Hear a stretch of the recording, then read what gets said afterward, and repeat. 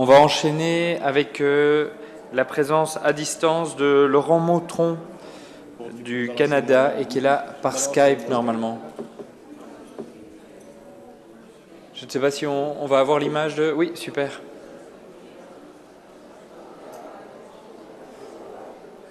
Alors.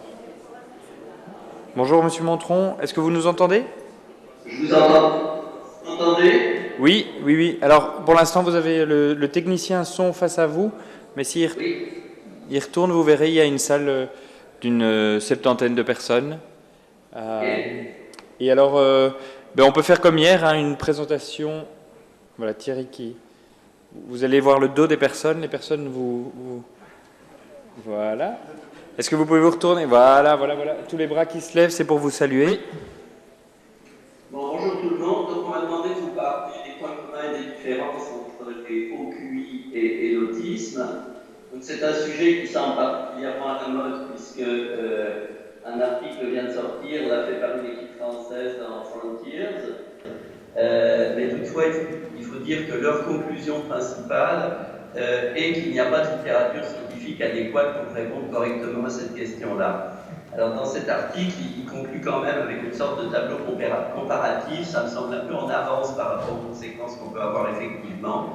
Donc moi en fait, je vais surtout vous dire en un premier temps ce qui actuellement empêche à mon avis de répondre scientifiquement à la question posée sur des rapports entre les hauts quotients intellectuels et l'autisme. Je pense qu'il s'agit en effet d'une question qui est scientifiquement immature et qui est prématurée. Et je vais pour ça faire un détour sur comment est-ce qu'on fait un diagnostic d'autisme actuellement. Il faut comprendre que l'autisme est une condition qui se définit actuellement uniquement de manière clinique. Il n'y a pas ce qu'on pourrait appeler de gold standard de diagnostic d'autisme. Vous n'avez pas une petite dentelle que vous tremperiez dans le public qui vous dit « Ah, c'est une personne autiste ». Donc, et plus gravement que ça, il y a un certain nombre d'indécisions scientifiques actuellement sur la question de l'autisme. L'une des plus importantes, c'est que on n'a pas vraiment tranché pour savoir si l'autisme était une condition, on dira, catégorielle ou une condition dimensionnelle. Autrement dit, on n'a encore pas vraiment tranché pour savoir si on était autiste ou on ne l'était pas, pour savoir si entre les deux, vous aviez toute une zone grise et si on pouvait passer comme continuum de l'autisme au non-autisme. À côté de cette notion, un concept qui est en train de faire jour actuellement est celui de frank autism, qui va un petit peu à l'encontre de ce que je viens de vous dire. Le frank autism, c'est ce qu'on appelle aussi l'autisme de salle d'attente. Ce sont les autistes sur lesquels tout le monde est d'accord que c'est bien ça l'autisme, et c'est l'image à partir de laquelle l'autisme a été découvert par Kanner en 1943. Et ce sont les autistes pour lesquels justement il n'y a pas d'ambiguïté pour savoir s'ils le sont ou non. Alors, dans l'état actuel des connaissances, notre ignorance profonde sur ce qu'est l'autisme ou de ses mécanismes, on pourrait dire que ça s'aggrave lorsqu'on va aux frontières de l'autisme. Ça s'aggrave ainsi quand on parle du phénotype élargi sur l'ensemble des particularités neurocognitives qu'ont les apparentés d'autisme. Ça s'aggrave encore dans le syndrome d'Asperger, qui est comme l'autisme mais sans les signes langagiers et donc dont le diagnostic fait l'objet de beaucoup moins de consensus que l'autisme. C'est encore plus le cas dans ce que vous connaissez par le web sous le nom d'autisme invisible, cette cohorte de gens qui s'auto-diagnostiquent parce qu'ils considèrent qu'ils ont une identité de fonctionnement avec l'autisme mais que celle-ci ne se voit pas. C'est aussi le cas de ce qu'on appelle l'optimal outcome, des gens qui sont très autistes avant 5 ans et qui, quand on arrive à une dizaine d'années, on ne voit plus rien. Et aussi du syndromic autism, à l'opposé, qui sont des autistes avec des syndromes neurologiques, neuropédiatriques, qui sont ajoutés à l'autisme. Et complètement de l'autre côté, lorsque je suis passé à travers la littérature scientifique pour ma présentation, j'ai pu constater, par exemple, avec des études françaises, je vous dirai à la diapositive suivante, mais il n'y a pas en fait de consensus du tout sur la notion d'une sorte de psychopathologie attachée au QI. Les études dans notre domaine sur le niveau d'anxiété des OQI et leur capacité d'adaptation ont l'air tout sauf consensuelles. Alors je crois qu'il ne faut pas confondre ce qui serait une ressemblance superficielle, une incapacité à distinguer entre autisme et OQI et une véritable identité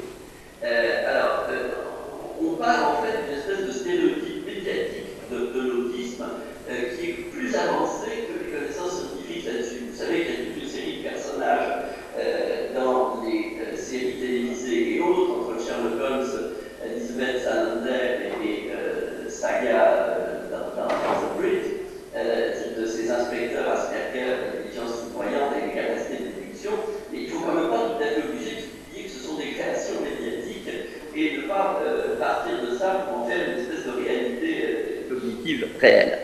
Il y a juste une espèce d'état de fait sociologique actuellement qui est que quand quelqu'un est d'une grande intelligence, les gens trouvent que ça ressemble à l'autisme, et quand quelqu'un est autiste, on lui attribue presque automatiquement une grande intelligence. Il y a probablement quelque chose à chercher là-dedans, mais il me semble que les gens vont beaucoup trop vite dans les amalgames qui sont faits dans ce sens-là. Il existe en effet une sorte de ressemblance alléguée entre les effets d'être intelligent, c'est-à-dire qu'est-ce que ça produit sur une psychologie comme effet d'être beaucoup plus intelligent que les autres, et symétriquement des effets d'être autiste sur les intérêts. Cette ressemblance de compétences, certains autistes sont intelligents, certaines personnes très intelligentes sont autistes, le fait qu'il y a peut-être des comorbidités identiques, c'est-à-dire qu'il est possible qu'on trouve plus d'anxiété dans les OQI et qu'on en trouve clairement plus dans l'autisme, eh bien ça n'en fait pas une question scientifique immédiate pour autant. Et je dirais que se demander si Bill Gates est autiste, c'est probablement pas une bonne manière de commencer à étudier les rapports entre autisme et intelligence. Parce que c'est une façon, je dirais, médiatique, superficielle et non scientifique. Alors, plus gravement, il y a des problèmes méthodologiques qui viennent entacher les études, qui viennent comparer l'autisme et les OQI, comme l'étude de Dubaï de 2014. Comme on ne peut pas vous dire finalement si quelqu'un est autiste ou non quand on est en présence d'un phénotype marginal, ben, ça veut dire que les gens qui vont comparer des autistes et des OQI, eh ben, tout simplement, ils ne peuvent pas exclure que dans leur OQI, il y ait ou non des gens qui ont des caractères autistiques. Donc ça vous rend la frontière assez floue et ça vous fait une espèce de variable confondante qui fait que les particularités qu'on va trouver chez les OQI, eh ben, au bout du compte, on n'est pas capable de dire s'ils appartiennent à l'un ou l'autre des deux prototypes. Les deux prototypes que seraient un OQI franchement non autiste et un autiste franchement sans OQI. Alors je vous propose une sorte de plan de recherche pour aborder, si pour certains d'entre vous que ça intéresse, pour aborder la question de la relation entre autisme et OQI. La première chose qui me semble à faire, c'est regarder quel est l'effet de l'intelligence sur des variables séparées.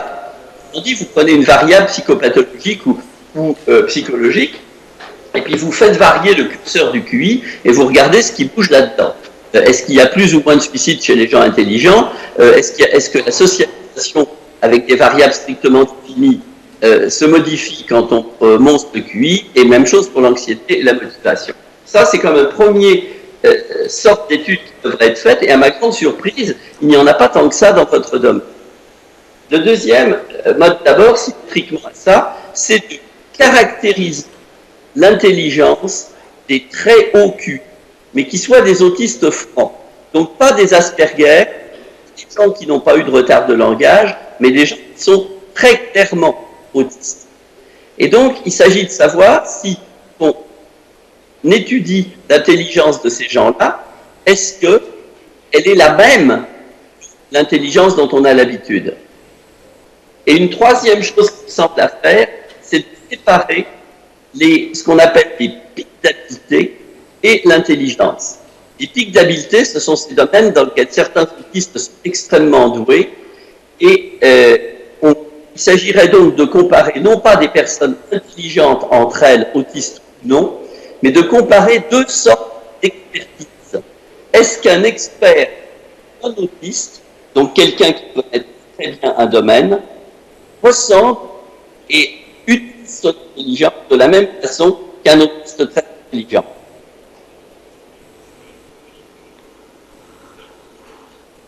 Alors, ma première question est donc, est-ce que l'intelligence vient avec des ennuis? Est-ce qu'il y a une comorbidité psychiatrique d'intelligence, que l'on soit autiste ou non? Par d'autres variables, c'est qu'on va mesurer les comorbidités de ces deux conditions dans des situations qui sont tout à fait non optimales. Par exemple, on va regarder est-ce qu'un OQI dans une classe qui ne favorise pas spécialement ce type d'intelligence présente toujours des manifestations psychopathologiques, et de la même manière, on va étudier la comorbidité de l'autisme dans des milieux qui sont tous adaptés à l'autisme, donc qui peut-être ont créé des problèmes d'adaptation que l'on va prendre pour des pathologies psychiatriques. La question peut donc se ramener à est-ce que le haut QI va causer la dépression, va simplement teinter la dépression, quand on la trouve chez un haut QI, lui donner une allure particulière, ou n'aurait en fait rien à voir. Et ça, à mon avis, vous n'avez pas les études qui permettent de montrer ça actuellement.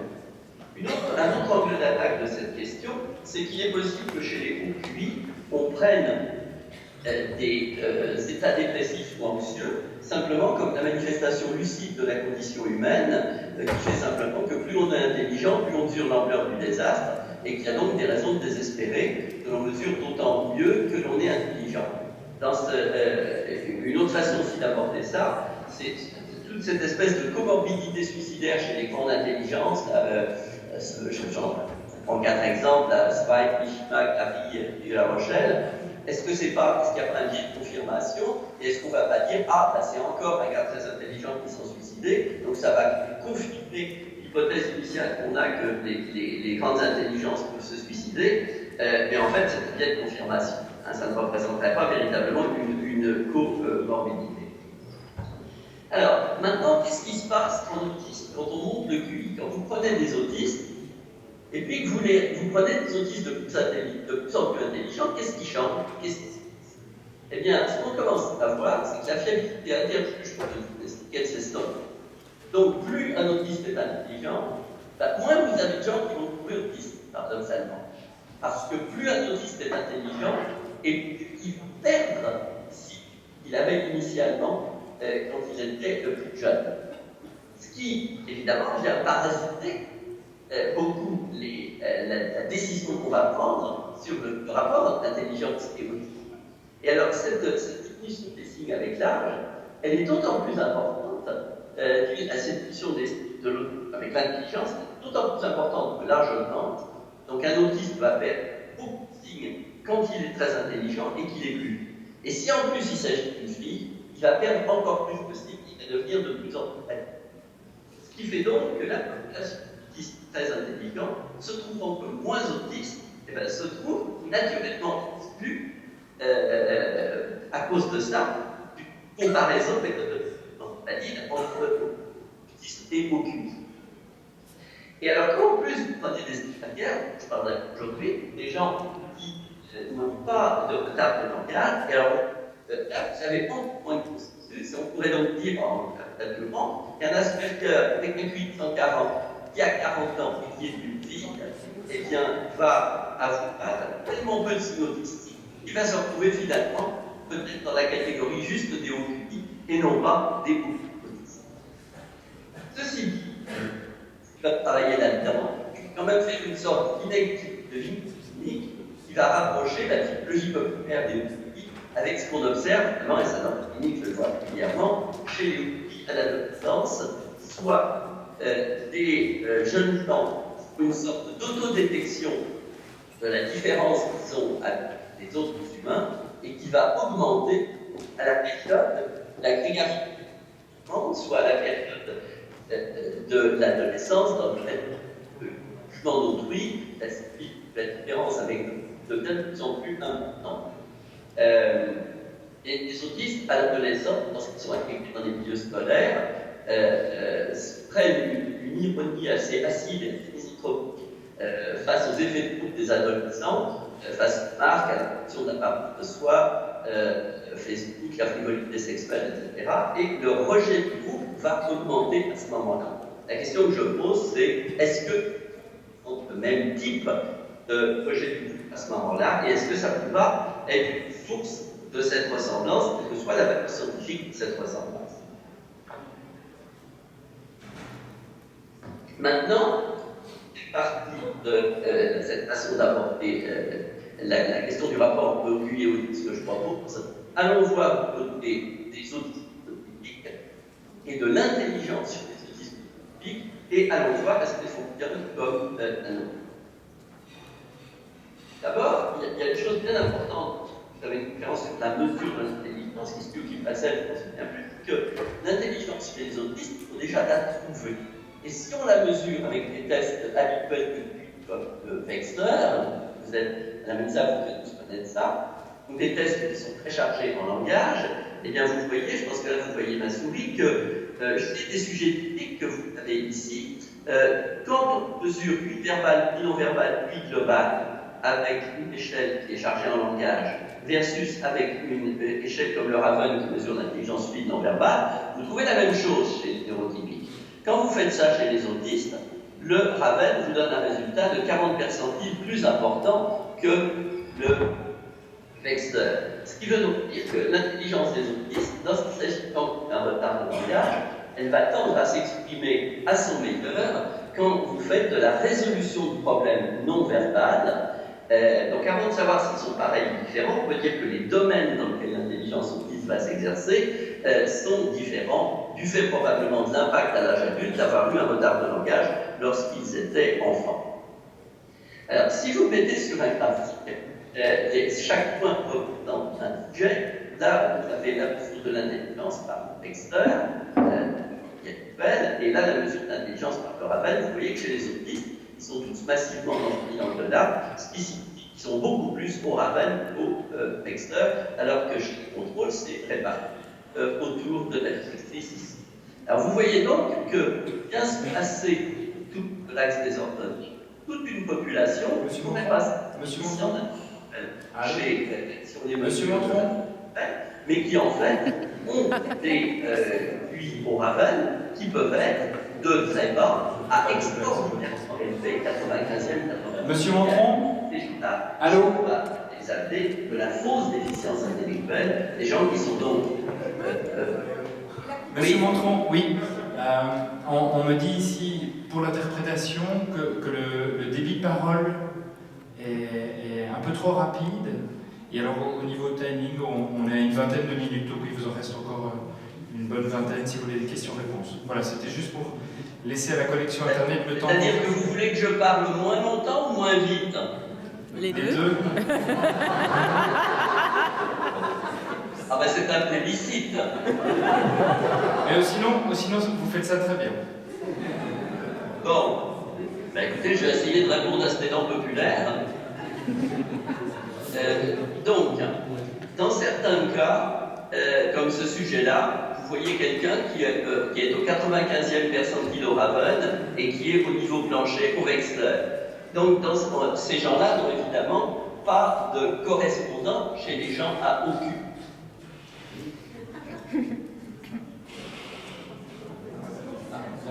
Verbal. Ce qui, disons, donne un certain coup à l'analogie superficielle entre OQI et autisme. Maintenant, regardons quand même qu'est-ce que les autistes font quand on mesure leur intelligence avec un test ordinaire comme le Wechsler. Vous voyez qu'il y a une baseline à l'ensemble des sous-tests, mais qu'ils ont un creux.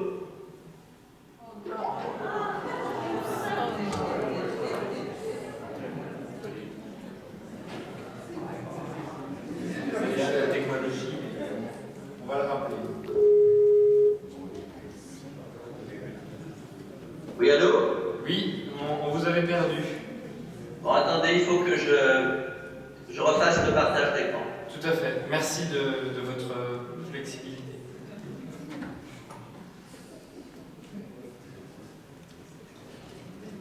Avez-vous récupéré? C'est en cours. Voilà, c'est parfait. Bon, on peut continuer? Oui. Bon, donc vous avez ce qu'on va appeler un pic d'habilité. Donc vous avez un certain profil. Ça, il s'agit de données de groupe. Vous avez donc des domaines dans lesquels la personne autiste va se trouver, mettons, au 60e percentile pour ce groupe-là, et pour l'autre au 20e percentile avec une baseline à peu près au 40. Donc vous avez un écart entre les différents sous-tests d'intelligence. Avant de parler d'analogie entre OQI et autiste, il faudrait savoir si les OQI ont, non pas s'ils sont hétérogènes, je sais qu'il y a des résultats de recherche qui montrent que les profils cognitifs des OQI sont hétérogènes, mais s'ils ont cette hétérogénéité-là, avant de parler de ressemblance. Et maintenant, de façon plus détaillée, vous allez voir à quel point l'intelligence autistique peut fonctionner de façon très différente de l'intelligence typique. Là, je vous demande un peu d'attention, c'est un peu complexe. Il s'agit de l'étude du sous-test des cubes de Gauss qui existent dans le Wechsler. Vous savez qu'on demande de reproduire une figure comme celle-ci ou une figure comme celle-ci, avec des blocs qui peuvent être de 3 couleurs possibles. Dans ce type de figure-là, vous avez ce qu'on va appeler une haute cohérence perceptive, ce qui signifie que pour la reproduire avec des blocs, il faut d'abord détruire mentalement la prégnance qu'a la forme d'une échelle supérieure ici, alors que là, c'est très segmenté. Intuitivement, vous allez avoir beaucoup plus de facilité pour reproduire cette figure-là avec des blocs, parce que la figure s'auto-segmente, qu'avec celle-ci, où vous devez d'abord savoir où vont des blocs. Regardez maintenant ce graphique. Il s'agit d'une étude qui a été faite une dizaine d'années avec des sujets surdoués non autistes, donc l'équivalent d'un QI de 130 et plus dans l'épreuve des blocs, versus des autistes qui sont également surdoués avec les blocs. Cette courbe-là vous montre, c'est les surdoués non autistes, et ça c'est les surdoués autistes, pardon, et ça c'est les surdoués non autistes. Vous voyez que ici, il s'agit de l'effet sur le temps de construction d'avoir une figure à une haute cohérence perceptive. Vous voyez donc que les non-autistes sont très très sensibles à cette variable-là. C'est très difficile pour eux de casser la figure pour la reproduire. Les autistes, au contraire, les autistes doués, leur courbe est parfaitement plate. Ils n'ont donc pas d'influence sur leur capacité de construire une figure, de ce qu'on appelle un effet top-down, donc de l'effet sur la perception de la reconnaissance d'une forme située à un plus haut niveau dans le traitement d'informations. On a donc ici un exemple d'une différence vraiment profonde dans la façon dont va marcher l'intelligence autistique et qui, et c'est ça qui est intéressant, aboutit à de très hauts niveaux de difficulté, à une impressionnante supériorité des autistes sur les non-autistes doués. Et cet exemple-là vous montre en quoi la très haute intelligence dans l'autisme et dans le non-autisme ne fonctionne pas de la même manière pour certaines épreuves. En voici un autre exemple. Lorsque vous faites copier ce qu'on appelle des figures impossibles, comme celle-ci, versus des figures possibles à des personnes autistes et non-autistes de qualité de dessin équivalente, vous voyez, ici, les non-autistes sont très ralentis lorsqu'ils doivent copier la figure impossible. Ils mettent 30 secondes de plus que quand ils doivent copier la figure possible. Les autistes sont très significativement moins ralentis. L'interprétation, c'est que lorsqu'ils ont à copier cette tâche-là, l'impossibilité n'interfère pas. Ils sont capables de se découpler du traitement top-down, ils sont capables de rester dans un traitement à 2 dimensions. Là aussi, vous voyez que ce qui pourrait apparaître comme un désavantage en autisme devient en fait un avantage et fait qu'ils vont performer mieux que les non-autistes dans cette tâche. Alors, de façon générale, les autistes ont ce qu'on appelle un surfonctionnement perceptif. Alors que chez des non-autistes, vous avez un couplage entre des tâches de haut niveau et des tâches qu'on va dire de plus bas niveau. Les autistes, même très intelligents, ont la possibilité, là vous avez comme un échantillon des centaines de papiers qui montrent ça, les autistes ont comme la possibilité de faire fonctionner leur intelligence perceptive sans mettre en jeu les attentes ou la signification des choses. Ça va donner, par exemple, des supériorités impressionnantes dans ce qu'on va appeler la rotation mentale. Lorsque vous devez dire si cette figure-là et cette figure-là peuvent être identiques lorsqu'on les fait tourner l'une contre l'autre. Et vous avez en bleu ici les temps de réponse des non-autistes et en vert ici les temps de réponse des autistes qui sont très significativement meilleurs, même s'ils sont appariés en intelligence générale. Vous avez de façon plus technique un certain pattern de performance chez les autistes qui font qu'en vision, ils vont être meilleurs en perception de forme et moins significativement meilleurs en perception de dimensions physiques de bas niveau comme la luminance, alors qu'en audition, c'est le contraire. Ils ont un surfonctionnement modéré pour la perception de formes complexes, mais ils ont un très net surtraitement de la hauteur sonore qui se traduit par une fréquence oreille absolue. Alors, en 3, je vais vous parler maintenant de l'expertise autistique. Autrement, qu'est-ce qui se passe quand des autistes ou des non-autistes connaissent à fond un certain domaine, et est-ce qu'ils ont la même manière d'être des experts? C'est devenu un cliché de dire maintenant que les autistes sont des experts. Ils investissent leur intelligence dans une modalité ou dans un domaine particulier. Un problème, pour l'étudier scientifiquement, c'est que leurs domaines d'expertise sont hétérogènes. Chaque autiste a un domaine d'expertise qui n'est pas forcément le même que l'autiste d'à côté. Donc leurs domaines d'expertise vont contribuer à l'hétérogénéité du phénotype autistique. Et disons l'expression la plus majeure de cette différence d'expertise, c'est que les autistes typiques sont des experts en visuospatial et les Asperger vont être des experts en langage. Donc quand vous mettez tout de suite là ensemble, ça fait une sorte de régression à la moyenne et vous, d'une part, c'est orthogonal à la notion de facteur G, parce que quand vous avez une expertise, vous êtes considérablement meilleur dans ce domaine-là que dans les autres tâches, dans votre facteur G. Et ensuite, quand vous prenez beaucoup d'autistes et que vous les mettez ensemble, eh bien, vous ne voyez plus ces expertises. Donc, vous ratez une partie de l'intelligence autistique.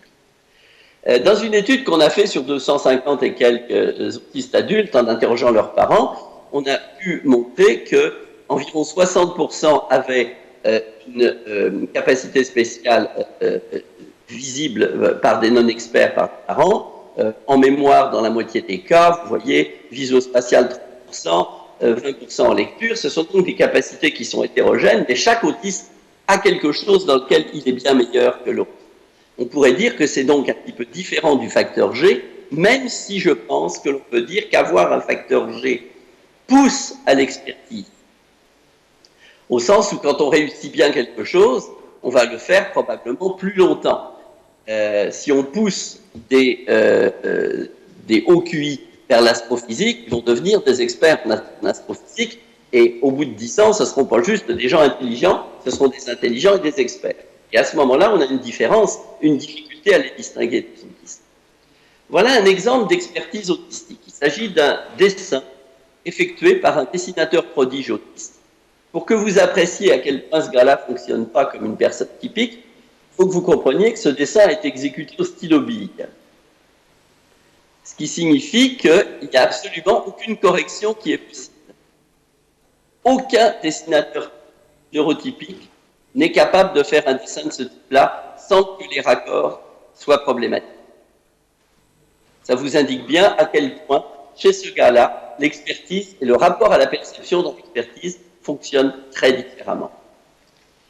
Lorsque vous comparez le rappel d'une figure, vous faites copier un dessin plusieurs fois, chez des experts dessinateurs, nous avions pris des élèves de l'École nationale d'architecture à Paris, et des Gifted Control, et ce gars-là, vous voyez qu'il y a une énorme différence. Chez ce dessinateur-là, il va commencer par un bout, ensuite il va faire un autre bout, ensuite il va en faire un troisième, et il change à chaque fois quand il change de dessin.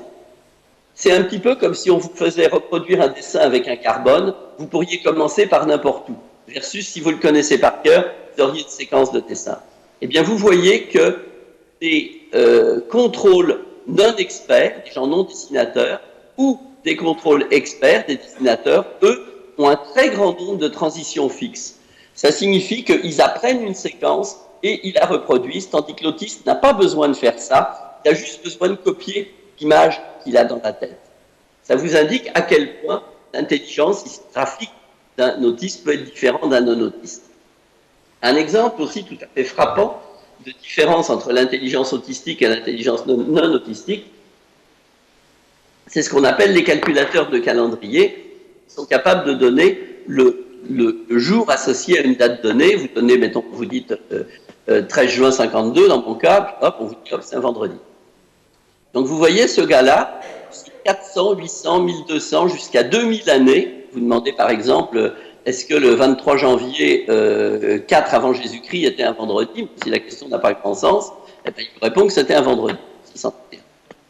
Il fait la même chose dans le futur jusqu'à 4000. Ça lui prend 1 seconde pour répondre ça. C'est le meilleur au monde.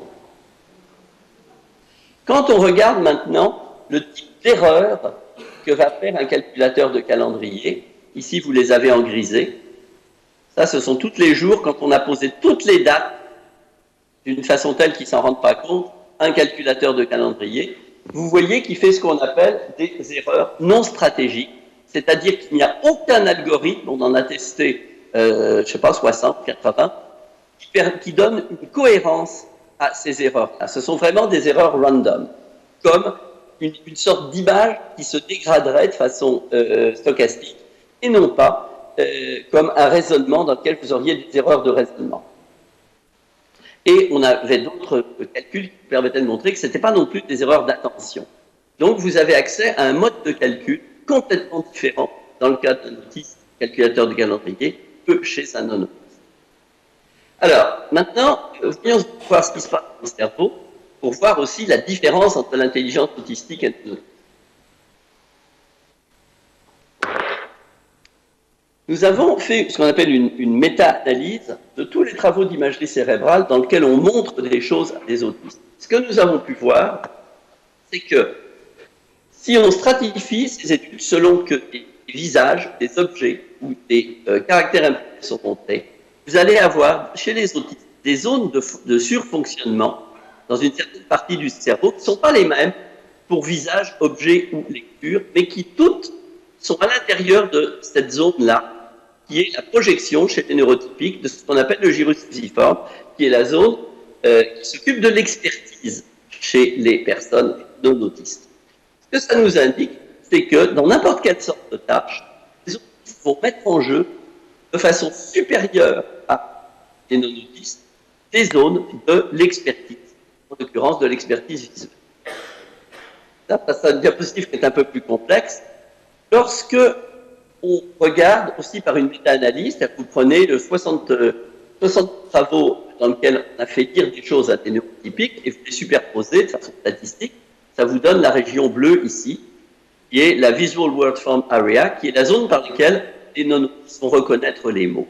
Eh bien, quand vous regardez les petites zones que je vous montrais tout à l'heure, où les autistes vont suractiver quand on leur montre des lettres, vous voyez que ça tombe pile dans la zone d'expertise de reconnaissance des mots chez les non-autistes. C'est important parce que ça nous montre que ce n'est pas une zone située à l'avant du cerveau sur les processus volontaires complexes chez les non-autistes, mais ce n'est pas non plus dans le pôle occipital, ce n'est pas la perception bête, c'est la perception intelligente. C'est la perception des formes, la reconnaissance des formes et leur manipulation. Donc ça nous confirme que les autistes, ce sont des experts, et c'est sans doute ça qui permet d'expliquer qu'ils ont un résultat qu'on est en train de mettre à jour chez nous, mais il y a d'autres équipes qui travaillent là-dessus, qui trouvent pareil, qui est que les autistes, même s'ils ne sont pas d'intelligence supérieure, eh bien, ils ont une capacité de reconnaître les caractères imprimés de peut-être 2 ans d'avance chez un grand nombre d'entre eux par rapport aux non-autistes. Et de façon tout à fait passionnante, maintenant, ce sera là la seule chose que je vous dirai sur l'Asperger, nous avons montré que cette expertise visuo-spatiale, chez les Asperger, eh bien, elle va se trouver dans des zones qui recouvrent le langage. Donc ici en vert, vous voyez toutes les zones où des autistes sans retard de langage activent plus quand on leur fait entendre des sons que des autistes avec retard de langage. Donc c'est tout à fait considérable. Vous voyez qu'il y a une énorme hétérogénéité entre autistes avec et sans retard de langage, qui évidemment donnerait une régression à la moyenne si vous les mélangiez, mais ça nous indique que Asperger comme autistes sont des experts, simplement ils ne sont pas experts dans le même domaine. Maintenant, quelques conclusions sur autisme et OQI.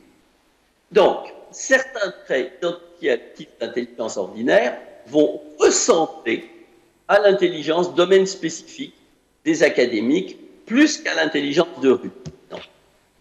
Ce qu'on appelle street intelligence, c'est qu'on oppose à book intelligence. Street intelligence, mettons, c'est track. Donc, certains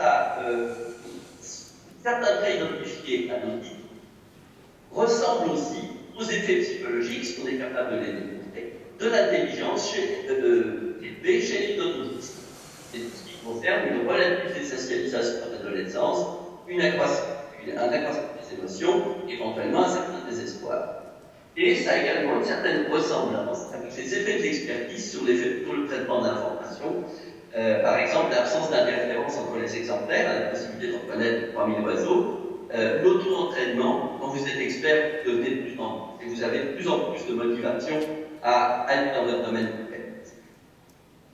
Mais ça nous a comparé un peu à une notion qui est tout à fait intéressante dans l'intelligence artistique, et ce qu'on pourrait appeler une heuristique et qui consiste à dire que si on ne fait pas d'hypothèse top-down sur des données concrètes, mais qu'on attend que les régularités auto-émergent des données qui nous sont présentées, c'est l'exact contraire de ce qu'on a rabattu les oreilles en pine avec toute l'intelligence de Claude Bernard, la falsification d'hypothèses, etc. Ça nous montre que détecter une incohérence et en tirer parti, c'est aussi de l'intelligence. C'est ce qu'a fait Becquerel avec les rhétoriques, et Fleming avec la pénicilline, par ailleurs. Bon, si, mettons, vous êtes un expert d'oiseaux et que vous savez distinguer entre les pieds et le corps, vous allez probablement regarder beaucoup les oiseaux. Si vous regardez beaucoup les oiseaux, vous allez finir, par exemple, par détecter la différence entre un corps mâle, oui, j'ai vu pour 4 minutes. Vous allez finir par détecter la différence entre les corps mâles et les corps femelles. Et si, mettons, vous utilisez une intelligence de type non-autiste, et que vous généralisez sur les corbeaux un modèle local de la différence des genres, c'est par exemple que les messieurs font deux. Vous allez avoir mal à trouver la différence entre les messieurs corbeaux et les dames. Dans certains cas, l'intelligence artistique peut s'avérer supérieure. Il y aurait donc deux sortes d'intelligence, une intelligence top-down et une intelligence bottom-up. Et au point où on en est des connaissances, on peut dire que ça prend plus d'intelligence chez un typique que chez un autiste pour faire certaines tâches, et vice-versa pour d'autres tâches. Et quand un autiste a un QI très élevé, l'association avec l'expertise donne des résultats exceptionnels et innovants. Alors, je terminerai par finalement une conclusion que vous avez peut-être trouvée assez plate, qui me semble le niveau des connaissances dont on doit partir quand on examine une question.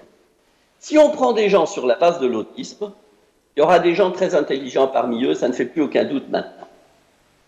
Si on réunit des gens sur la base de la très grande intelligence, il y aura des autistes parmi eux. Si on examine de près l'intelligence des autistes très intelligents, eh bien, elle sera différente de l'intelligence des gens non autistes très intelligents. Et enfin, si on prend la socialisation des gens très intelligents, elle sera différente de celle des neurotypiques. Et je terminerai avec un portrait de l'immense Gregory Perelman, Phil Spedal 2006 et grand syndrome d'Asperger, qui est probablement un des exemples les plus extraordinaires de ce qui se passe quand on a à la fois l'expertise, l'immense intelligence et le syndrome d'Asperger. Voilà.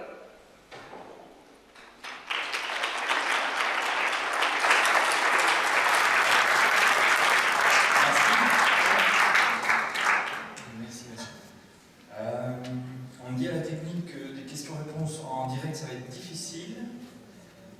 Du coup, ce que je propose de faire, c'est de noter 5-6 questions, de vous les dire, et puis on vous redonne la parole.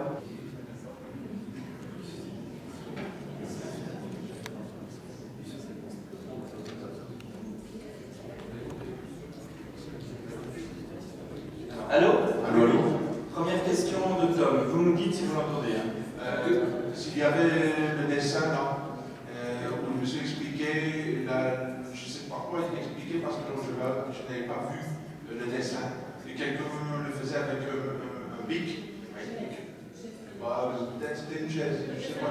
Parce que je n'ai pas vu, je n'ai pas su comprendre. Peut-être je suis bête. D'accord. Non, pas de souci. Donc, si vous pourriez, Monsieur Mautron, pendant d'autres questions, reprendre la slide qui a été faite au BIC. Oui, voilà. Attendez, je vais la ressortir parce que je vais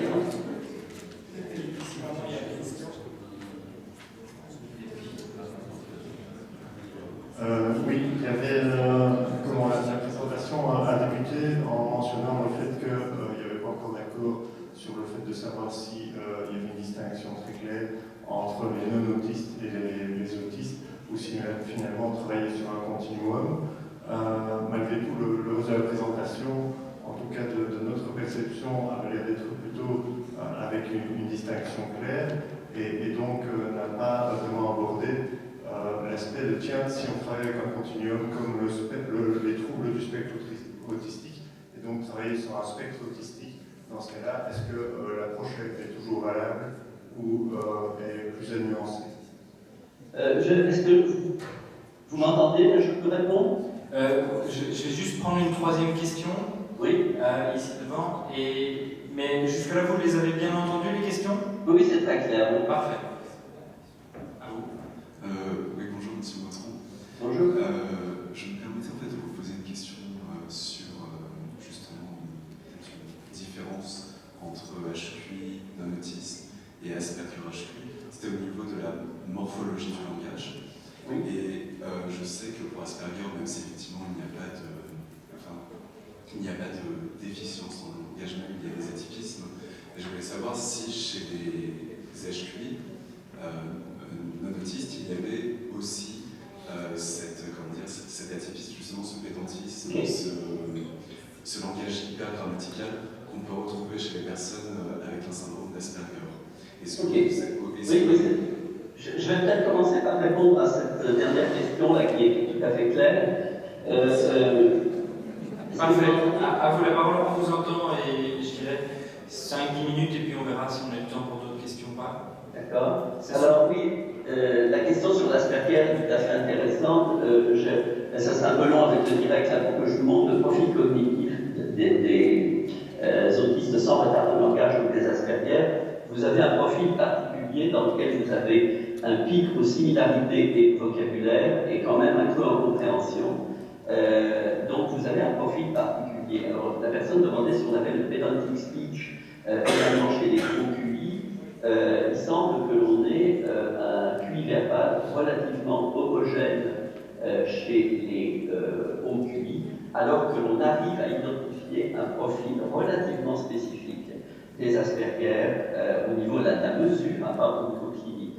Maintenant, effectivement, le langage des Asperger au niveau clinique est clairement reconnaissable par des atypies de ton, par des phrases extrêmement longues et par une utilisation d'un niveau de langage souvent considéré comme socialement inadéquat, parce qu'il est plus précis et plus technique que les circonstances ne l'exigent. Cette capacité de s'adapter à l'interlocuteur étant probablement bien meilleure dans les hauts QI. Alors maintenant, la deuxième question, c'est tout à fait importante aussi, c'est pourquoi est-ce que j'ai fini par favoriser dans la présentation une hypothèse catégorielle de l'autisme, et est-ce que si on avait une hypothèse dimensionnelle, est-ce que les choses seraient identiques? Alors je tiens à préciser que la stratégie qui est prise ici, elle est heuristique, dans le sens qu'à cause des problèmes posés aux frontières, ma démarche, qui est celle de notre groupe généralement, est celle de chercher des choses qui sont vraies au centre de la catégorie pour les mettre ensuite à l'épreuve en périphérie de la catégorie.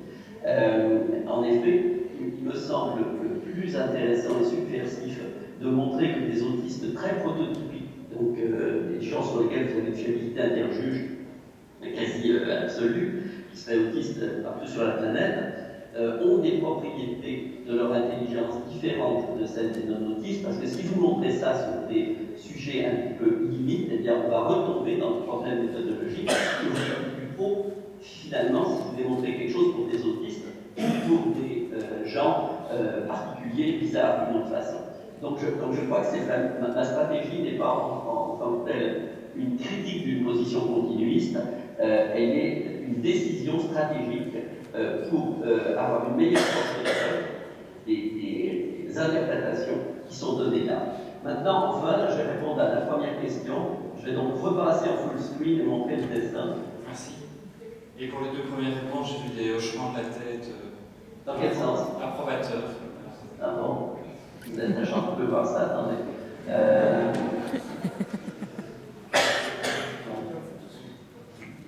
Est-ce que vous voyez on n'est plus en partage d'écran là? Non, il faudrait relancer le partage d'écran.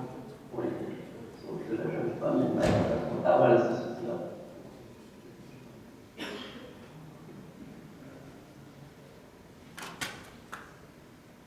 Voilà. Attendez. Vous avez le dessin là? Peut-être le remettre en full screen. Voilà. Et donc, Tom, la définition n'était pas assez bonne. Je me déplace. C'est une chaise, le dossier de la chaise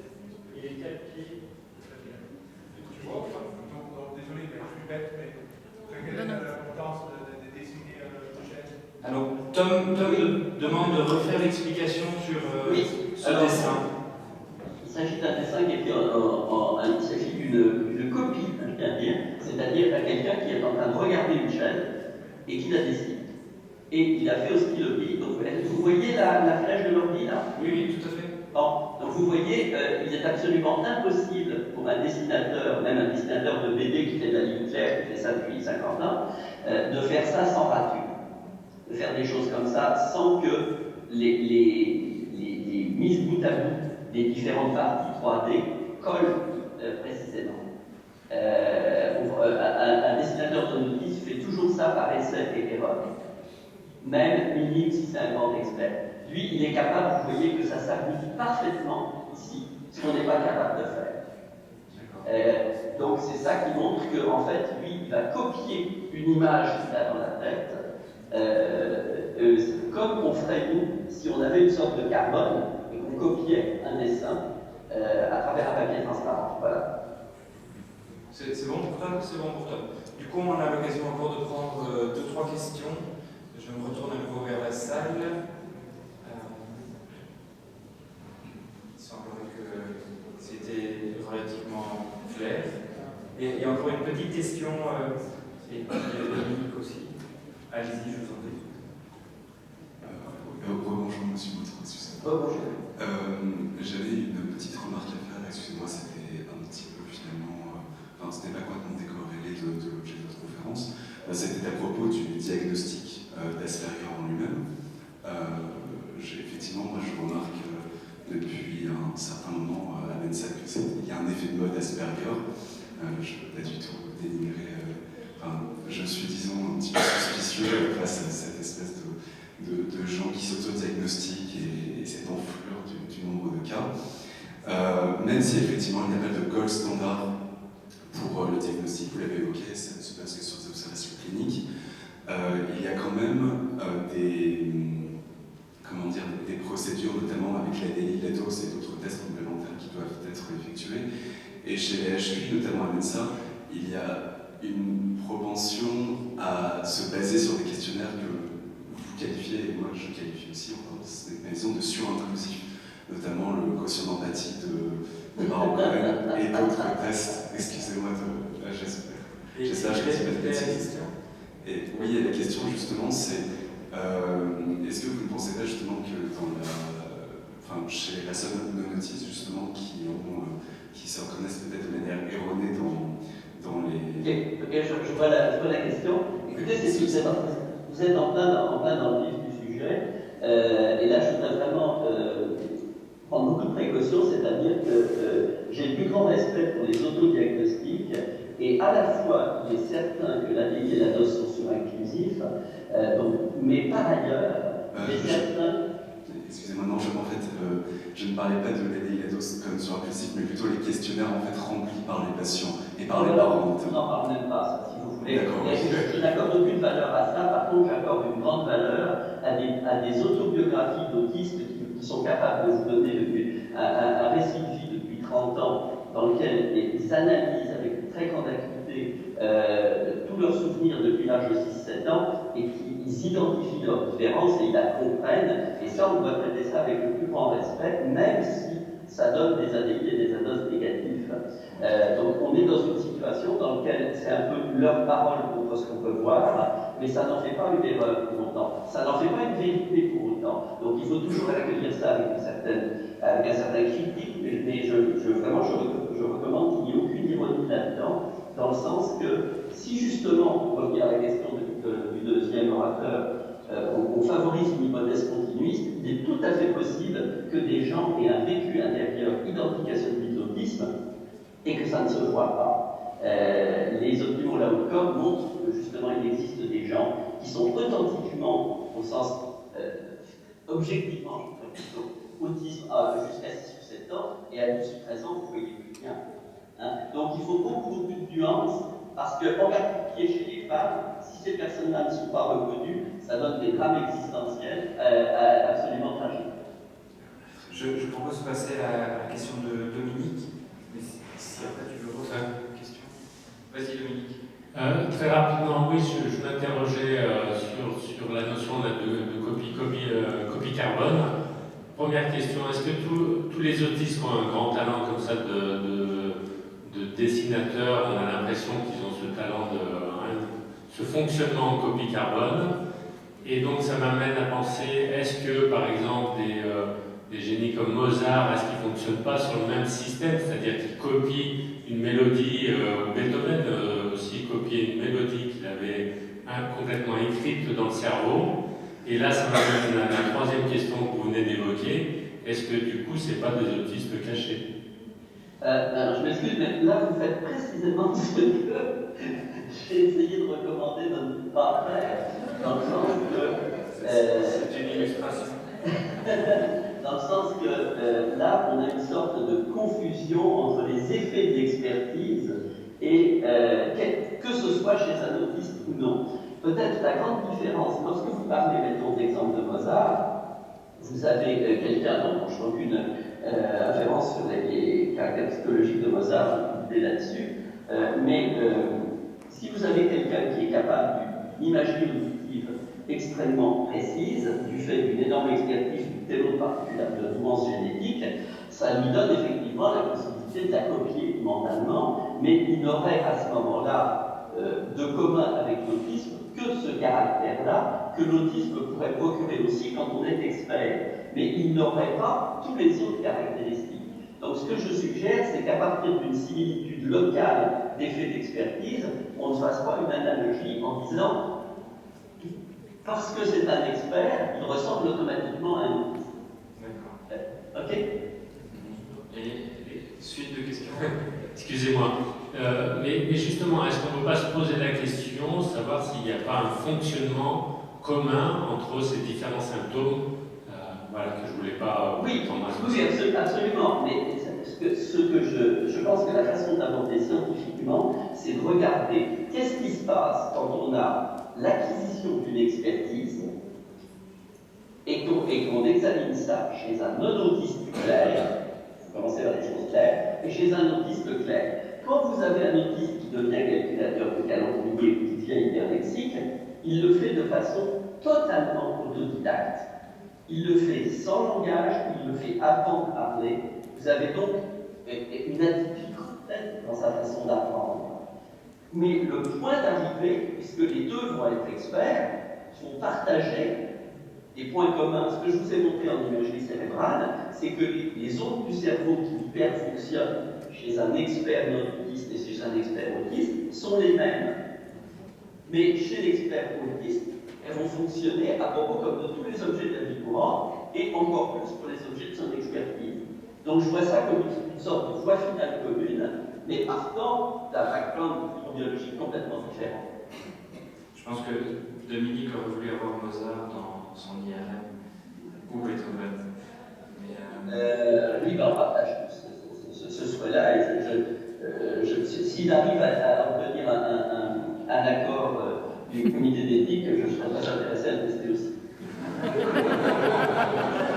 Voici ce qui répond aussi à la question ou à la réflexion de Nicolas en début de journée sur est-ce qu'il y a de l'humour chez les HQI. Il semble qu'il y en ait, oui. Peut-être cryogénisé.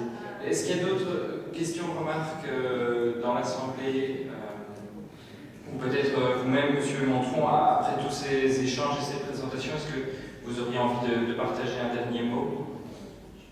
Non, écoutez, ça va. Je pense que j'ai dit ce que je souhaitais dire. Non, ça va.